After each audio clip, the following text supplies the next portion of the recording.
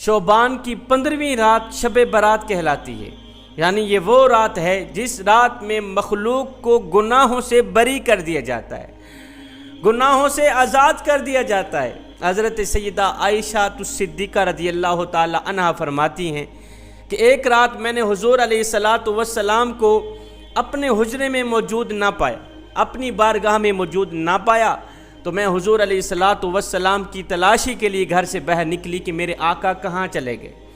حضور علیہ السلام کو کافی تلاش کرنے کے بعد میں نے دیکھا کہ میرے آقا علیہ السلام جنت البقیع کے قبرستان میں موجود ہیں اور مرنے والوں کی بخشش کے لیے دعا فرما رہے ہیں۔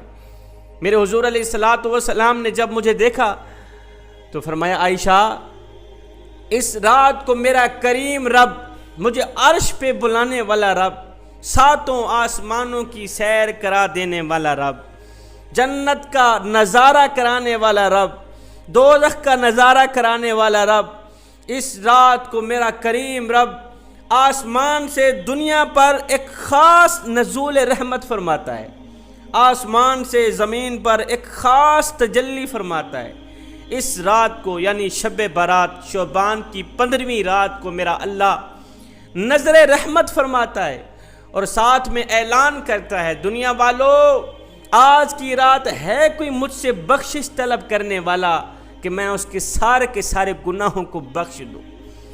ہے کوئی مجھ سے روزی مانگنے والا؟ ہے کوئی مجھ سے حلال رزق طلب کرنے والا کہ آج رات میں اسے رزق سے مالا مال کر دوں؟ ہے کوئی مجھ سے بیماری سے نجات مانگنے والا، چھٹکارا مانگنے والا کہ میں اسے تندرستی عطا کروں، میں اسے صحت عطا کروں؟ ہے کوئی مجھ سے اپنی عمر میں برکت مانگنے والا، میں اس کی عمر میں برکت ڈال دوں؟ میرے حضور علیہ السلام نے فرمایا، عائشہ، کیا تم جانتی ہو؟ حضور، میں تو نہیں جانتی۔ واللہ عالم ورسولہ عالم، حضور آپ ہی سب کچھ جانتے ہیں، آپ کا اللہ ہی سب کچھ جانتا ہے، میں کچھ نہیں جانتی۔ میرے حضور علیہ السلام نے فرمایا، عائشہ، اس رات کو اولاد آدم کے جتنے لوگ اس سال میں پیدا ہوتے ہیں اور جتنے لوگ اس سال میں فوت ہوتے ہیں، جتنے لوگوں کا انتقال ہوتا ہے، جتنے لوگ پیدا ہوتے ہیں، جتنے لوگ آتے ہیں اور جتنے لوگ جاتے ہیں، عائشہ، اس رات کو، اس بابرکت رات کو ان سب کا آنا اور جانا لکھا جاتا ہے۔ کون آ رہا ہے، اس سال میں کون پیدا ہوگا، کس ٹائم پیدا ہوگا، کس وقت پیدا ہوگا، اور اس سال میں کون فوت ہوگا، کون مرے گا، کس وقت مرے گا، کس ٹائم مرے گا، کون سے دن مرے گا، ان تمام لوگوں کا جینا اور مرنا لکھا جاتا ہے۔ اس رات کو اللہ رب العالمین کے حکم کے مطابق فرشتے آسمان سے زمین پر اترتے ہیں، کائنات میں پھیل جاتے ہیں، ہر ایک گھر کے اندر جاتے ہیں، داخل ہوتے ہیں، دیکھتے ہیں کون سویا ہوا ہے اور کون اللہ کے حضور ہاتھ باندھے کھڑا ہے، کون ہے جو نیند کے مزے لے رہا ہے اور کون ہے جو قرآن مجید کی تلاوت فرما رہا ہے۔ جوانو، خدا را، اس رات کی جو بہترین عبادت ہے وہ ہے توبہ کرنا۔ شب برات کی رات کی جو بہترین عبادت ہے، شعبان کی 15ویں رات کی جو بہترین عبادت ہے، وہ ہے رو رو کر توبہ کرنا، گڑ گڑا کر توبہ کرنا۔ میرے حضور علیہ السلام نے فرمایا، صحابہ، میں اللہ کا حبیب ہوں، میں اللہ کا حبیب ہوں۔ پھر فرمایا، جو جوان جوانی میں توبہ کرتا ہے وہ بھی اللہ کا حبیب بن جاتا ہے۔ جوانو، تم میں سے کون سا ایسا شخص بیٹھا ہے جو اللہ کا حبیب بننا چاہتا ہے؟ اگر تم اللہ کے حبیب بننا چاہتے ہو تو شب برات کی رات، بابرکت رات، مقدس رات، بابرکت راتوں میں سے ایک خاص رات، اس رات میں اللہ کے حضور توبہ کرنا، اللہ کے محبوب بندے بن جانا۔ فرشتے زمین پر اترتے ہیں، ہر گھر میں داخل ہوتے ہیں، دیکھتے ہیں کون ہے جو سویا ہوا ہے، کون ہے جو جاگ رہا ہے، سب کی زندگی لکھتے ہیں، سب کی موت لکھتے ہیں۔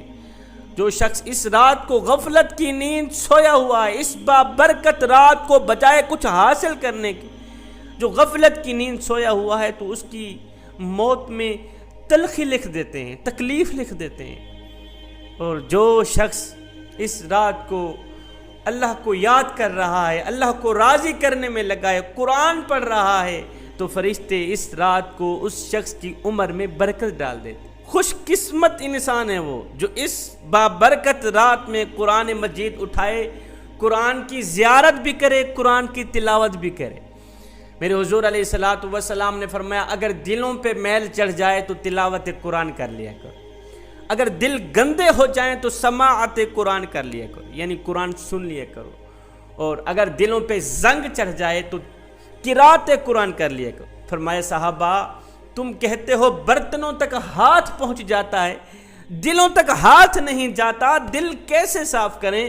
فرمایا میری امت قرآن کی طاقت کو سمجھ جاؤ، قرآن کی قوت کو سمجھ جاؤ۔ فرمایا جس جگہ مومن کا ہاتھ نہ پہنچے وہاں میں محمد کا قرآن پہنچ جاتا ہے۔ دیکھتے ہیں کون سا شخص ہے جو پریشان حال ہے، جو روزی کے لیے پریشان ہے، فرشتے اسے روزی عطا کرتے ہیں، رزق سے مالا مال کر دیتے ہیں اللہ کے کرم سے، اللہ کے حکم کے مطابق۔ کون ہے جو اولاد کے لیے دعا مانگ رہا ہے، اللہ تعالیٰ اسے نیک نرینہ اولاد عطا کرتا ہے۔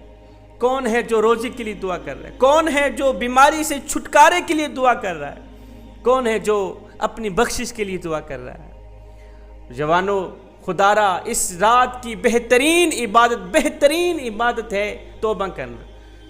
یہ رات تمہاری زندگی میں غنیمت کے طور پر آ رہی ہے، یہ خاص رات ہے، بابرکت راتوں میں سے ایک رات ہے۔